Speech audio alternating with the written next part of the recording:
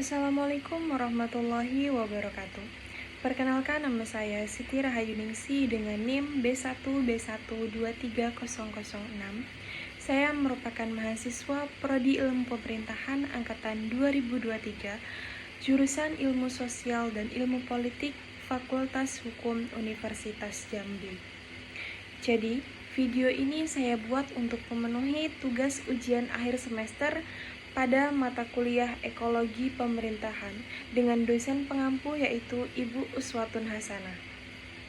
Pada video ini saya diminta untuk menjelaskan materi apa saja yang sudah saya terima selama masa perkuliahan 1 semester pada mata kuliah Ekologi Pemerintahan.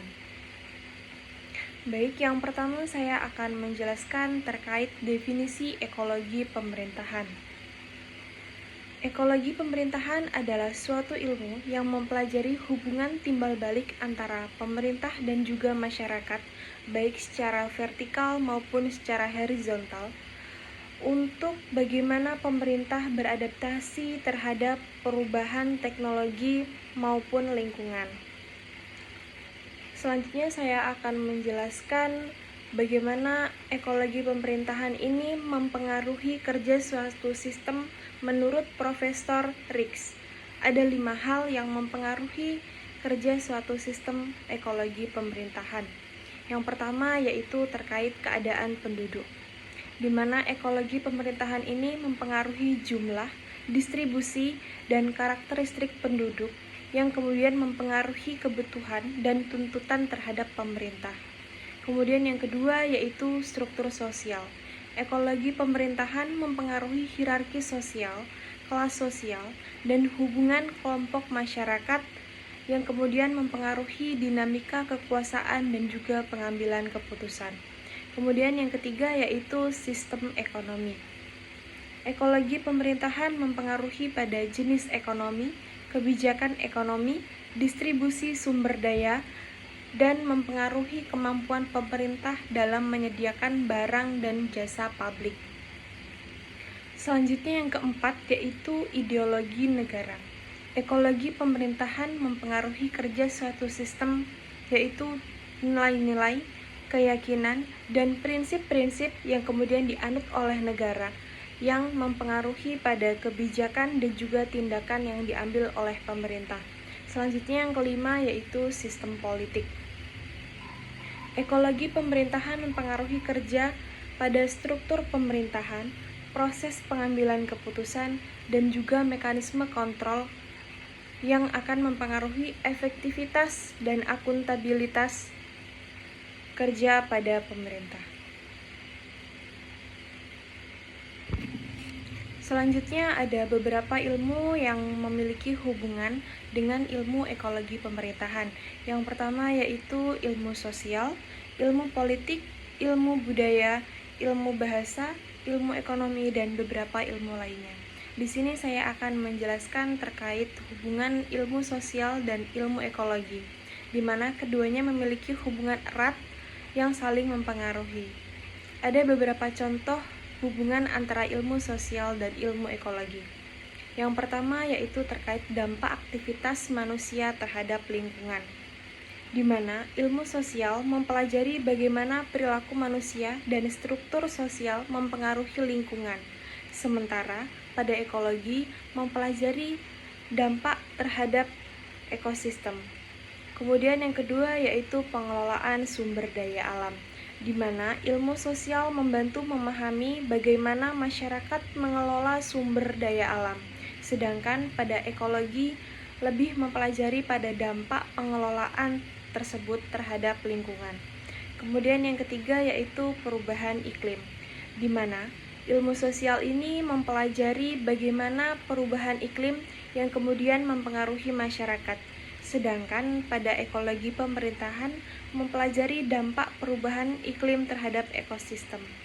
Kemudian yang keempat yaitu keseimbangan ekosistem, di mana ilmu sosial membantu memahami bagaimana aktivitas manusia yang kemudian mempengaruhi keseimbangan ekosistem. Sedangkan ekologi sendiri mempelajari bagaimana cara menjaga keseimbangan ekosistem. Kemudian yang kelima yaitu pembangunan berkelanjutan, di mana ilmu sosial dan ekologi sama-sama mempelajari bagaimana cara untuk mencapai pembangunan berkelanjutan yang dapat mempertimbangkan kebutuhan manusia dan juga lingkungan. Selanjutnya yaitu saya akan menjelaskan terkait tujuan ekologi pemerintahan. Tujuan ekologi pemerintahan yang pertama yaitu untuk mempelajari hubungan timbal balik antara individu, pemerintahan, lingkungan, serta isinya. Kemudian yang kedua yaitu untuk menganalisis lingkungan internal pemerintah, termasuk pada subsistem pemerintahan, regulasi, dan juga kebijakan. Yang ketiga yaitu untuk memahami lingkungan eksternal pemerintahan, termasuk sumber daya alam, sumber daya manusia, dan juga hubungan simbiosis lainnya. Kemudian yang keempat yaitu untuk mengimplementasikan strategi terbaik bagi pemerintah dalam berinteraksi. Kemudian saya akan menjelaskan terkait unsur-unsur ekologi pemerintahan yang ada di Indonesia. Yang pertama yaitu ada agama. Di sini agama memainkan peran penting dalam membentuk nilai-nilai dan norma-norma masyarakat yang kemudian mempengaruhi kebijakan dan tindakan pemerintah. Di Indonesia, agama juga menjadi faktor penting dalam kehidupan sosial dan politik. Kemudian yang kedua yaitu sosial ekonomi. Faktor sosial dan ekonomi mencakup pada kondisi sosial masyarakat, distribusi pendapatan, dan akses terhadap sumber daya. Hal ini tentu mempengaruhi kemampuan pemerintah dalam menyediakan barang dan jasa publik serta meningkatkan kesejahteraan masyarakat. Kemudian yang ketiga yaitu ideologi politik. Ideologi politik ini mencakup nilai-nilai dan prinsip-prinsip yang dianut oleh pemerintah dan juga masyarakat, seperti demokrasi, keadilan sosial, dan nasionalisme. Ideologi ini mempengaruhi arah kebijakan dan juga tindakan pemerintah. Selanjutnya yang keempat yaitu terkait sumber daya manusia. Kualitas dan kuantitas sumber daya manusia mempengaruhi kemampuan pemerintah dalam menyediakan pelayanan publik dan mengelola sumber daya negara, di mana sumber daya manusia yang berkualitas dan kompeten nantinya akan sangat penting untuk meningkatkan efektivitas dan efisiensi pemerintahan. Selanjutnya yaitu ekologi pemerintahan dan pembangunan masyarakat. Ekologi pemerintahan dan pembangunan masyarakat di sini membahas hubungan yang saling mempengaruhi antara pemerintah, kebijakan publik, dan dinamika sosial dalam proses pembangunan. Pembangunan masyarakat di sini sendiri memiliki tujuan untuk meningkatkan kualitas hidup dan kesejahteraan masyarakat melalui perubahan sosial, ekonomi, politik yang kemudian terencana dan juga berkelanjutan.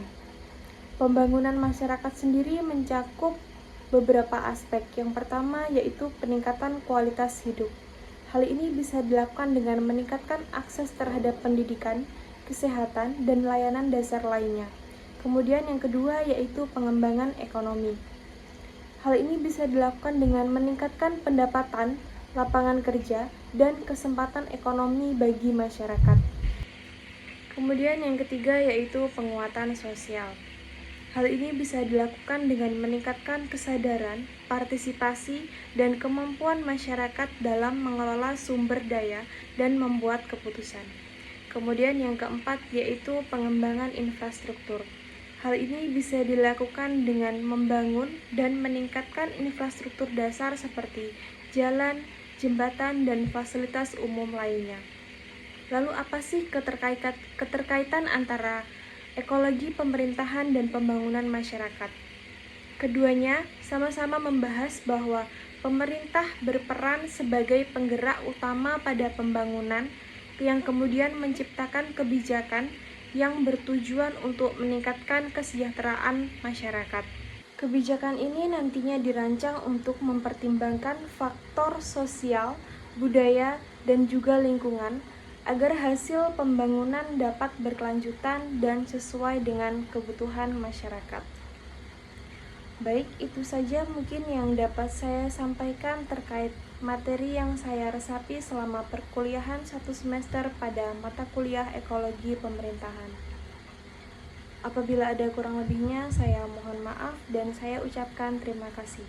Wabillahi taufiq wal hidayah. Wassalamualaikum warahmatullahi wabarakatuh.